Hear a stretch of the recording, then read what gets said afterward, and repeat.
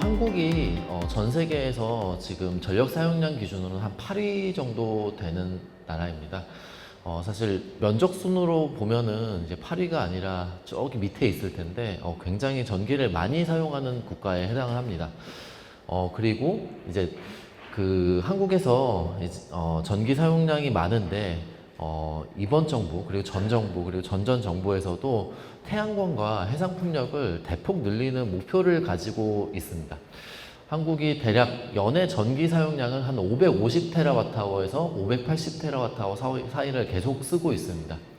이게 전 세계에서 전력 사용량 기준으로 1인당 전력 사용량이 굉장히 높다고 알려져 있는데 거의 한 3, 4위 수준의 전기 사용을 하고 있는 국가입니다. 이게 다 일반 사람들이 많이 전기를 쓰기 때문이 아니라 실제로는 이제 제조업이나 요새 나온 첨단 제조업들 아니면 석유화학 이런 이제 큰 제조업들이 전기를 많이 사용을 하는 국가고, 이렇게 이제 전기 사용량이 많다 보니까 이 산업 자체가 사실 규모가 엄청나게 큰 산업입니다.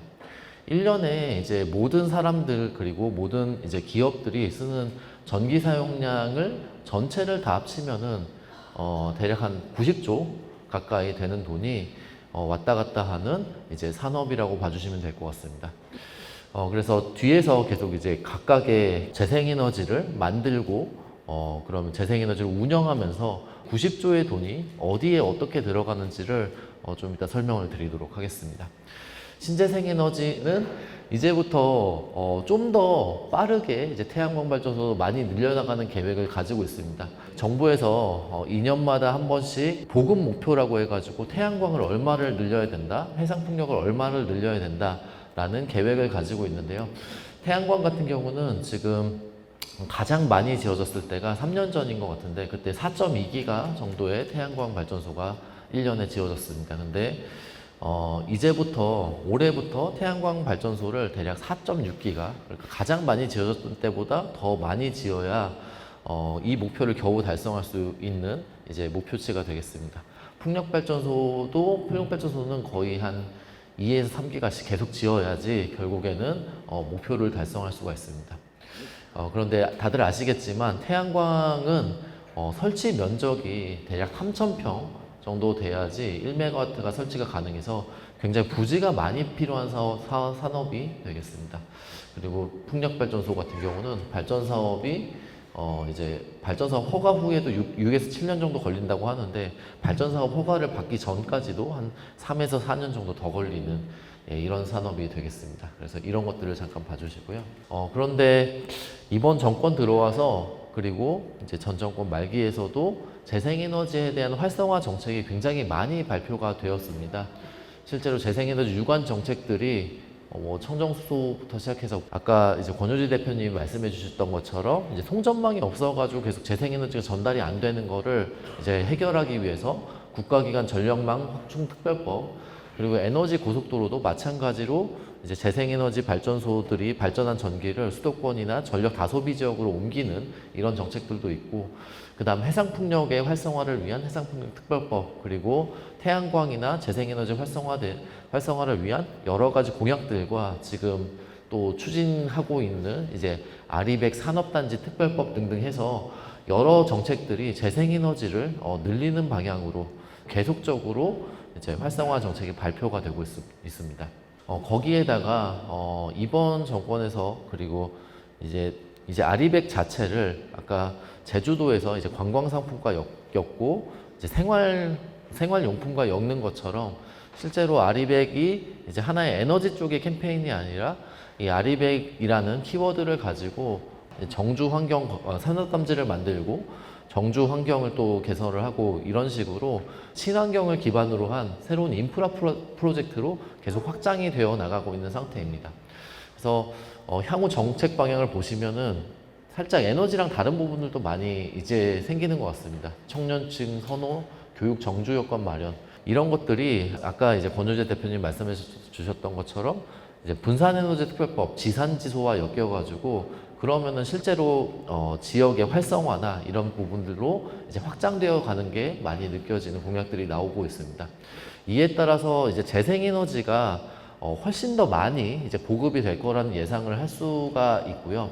이게 이제 이 태양광 발전소의 밸류 체인, 그러니까 태양광 발전소가 처음에 이제 저희 모듈 및 기자재를 생산해 가지고, 그리고 땅을 찾아서 땅에다가 모듈 및 기자재를 생산해서 이제 한 80% 정도 금융권에서 돈을 빌려서 짓기 때문에 그 다음에 이렇게 모아가지고 건설을 시작합니다. 건설한 태양광 발전소를 이제 20년에서 25년 정도 운영 유지 보수하는 산업. 그 다음에 이걸 또 이제 발전 사업주로서 발전하면서 계속 돈을 버는 산업.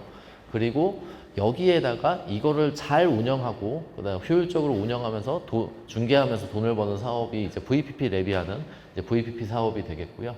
그 다음에 이제 또 연계되는 게 아리백으로 REC를 판매한다거나 이제 PPA로 다른 기업들한테 판매하는 이런 사업들이 이제 계속 이제 밸류체인으로 이어지게 됩니다.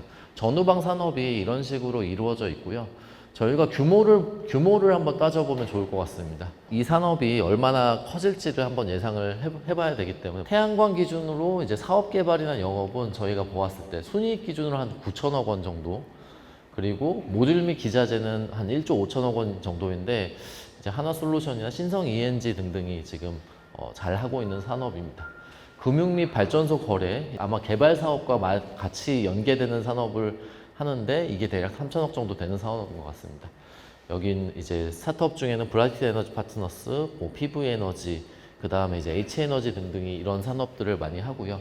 EPC도 굉장히 작은 산업체도 많고 이제 큰 사업체도 많은데 잘 들어보지는 못하셨겠지만 탑솔라, 탑인프라 등등 이제 여러 산업체들이 EPC를 합니다.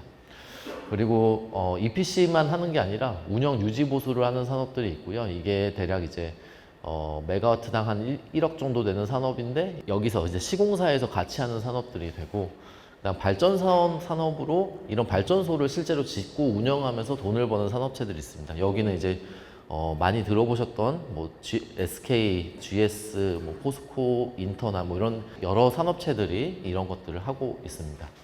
그러니까 추가 산업으로 보면은 여기까지는 기존에 다른 사업들을 잘하는 사업체들이 EPC고 뭐 발전소를 운영하면서 버는 산업들, 그리고 금융도 실제로 하던 사업체들이 많이 하고 있는데, 저희가 아까 이제 지산지소 그리고 여러 가지 전력망의 문제 이런 부분들이 있다 보니까 신규 사업들이 계속 뒤쪽에서 나오고 있는 것 같습니다. 추가 사업으로 VPP 사업을 들 수가 있는데, 이렇게 건설된 태양광 발전소들을 잘 운영하면서 추가 수익을 얻는 이제 이런 사업이 되겠습니다. 이것들은 이제 식스테르츠, VPP 랩, LG 에너지 솔루션에서 가장 이제 열심히 하고 있는 기업들이고, 사실 판매 사업이라고 되어 있는데 여기서는 이제 아리백 사업이라고 봐주시면 될 것 같습니다. 이제 이렇게 발전소에서 발전한 전기뿐만 아니라 새로운 인증서나 아리백 기업들이 필요로 하는 인증서를 판매한다든지 직접 거래하면서 또 수수료를 받는다든지 이런 산업으로 지금 넘어가고 있습니다. 그래서 여기에서는 이제 SK ENS가 가장 잘하고 있긴 하지만 실제 이렇게 이제 VPP 사업을 하는 기업들이 이제 판매 사업까지 이제 계속적으로 진출을 하려고 지금 노력을 하고 있다고 봐주시면 될 것 같습니다. 지금 2024년 기준으로 100억인데 향후에 이제 운영과 판매 쪽에 대해서 점점 더 사업 기회가 굉장히 늘어나고 있다는 게 느껴집니다. 그 일례로 말씀을 드리면 한 2025년 말부터는 육지에서도 VPP를 활용을 해야 되는 것들이 의무화가 될 가능성이 굉장히 높아 보이고요. 아리백 판매 사업은 계속적으로 지금 확장이 되어 나가고 있는 단계입니다. 그리고 이 두 사업 자체가 거의 업태가 비슷합니다. 이게 무슨 뜻이냐면 하나를 잘하면 이 다른 것도 잘할 수 있는 이런 사업이 되겠습니다. 그래서 시너지가 나는 사업으로 볼 수가 있고요. 또 여러 기업들이 이 판매 사업까지 같이 진출을 하고, 반대로 또 판매 사업을 하던 사업체들은 또 이제 VPP 사업으로 진출하는 이런 식으로 이제 사업이 좀 합쳐지는 경향이 있고, 업사이드가 계속 커지고 있다. 그리고 마켓 볼륨도 커지고 여러 사업체들이 또 뛰어들고 있는 사업이라고 볼 수 있겠습니다. 이런 트렌드가 일시적인 거냐 지속적인 거냐 봤을 때 여러 가지 극단적인 환경 변화나 이제 넷제로 저탄소 목표를 달성하기 위해서 전력 산업이나 이런 것들 계속 변화를 하고 있습니다. 지산지소의 이제 분산에너지 전원으로 변화를 해야 되고요. 그 다음으로 이제 개통을 대폭 늘려야 됩니다. 그리고 개통의 운영도 굉장히 스마트하게 해야 되는 측면이 있습니다. 그러면 이런 것들을 해결할 수 있는 솔루션으로 ESS라든지 아니면 VPP 사업 뭐 이런 것들이 계속 늘어날 수밖에 없는 구조로 되어 있다고 보입니다. 아까 보여드렸던 장표에서 앞단에 이제 EPC 사업뿐만 아니라 뒷단에 이제 VPP 사업 그리고 O&M 사업 그리고 아리백 이제 PPA 사업이나 플랫폼 사업 이런 것들이 계속적으로 늘어날 수밖에 없는 환경이다라고 보입니다. 이상으로 짧게 발표 마치겠습니다. 좀 이따 토론 시간에 좀 더 말씀드리도록 하겠습니다. 예, 감사합니다.